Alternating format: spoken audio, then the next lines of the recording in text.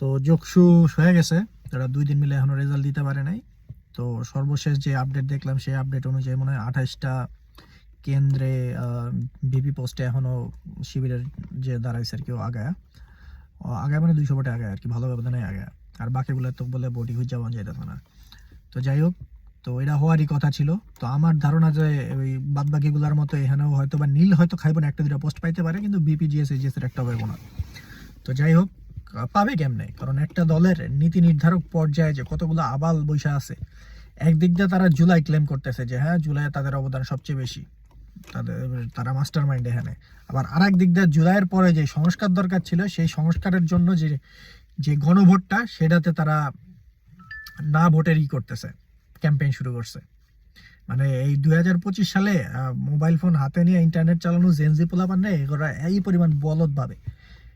এটাও 2025 চলে ভাই, সরি 25 না, এখন তো 26 চলে। এই 1990 সালের মেন্টালিটি জবে চেঞ্জ করবেন না, ওই দিন থেকে আপনাকে মনে করেন যে যদি কিছু উন্নতি হয়। তারপর আবার নমিনেশন দিয়ে রাখছেন সবগুলা ঋণ খেলাপিরে। তো আপনার কি মনে হয় না যে এটি সব অনলাইনে আয়া পড়বো? হেডে কি 90 সাল আছে বা 2006 সালের ইলেকশন চলতেছে, যা মন চাইলো যা করবেন তাই করবেন আর জনগণ মাইনা লিব? এটি হুনতো না, কেউ পাত্তাও দিব না।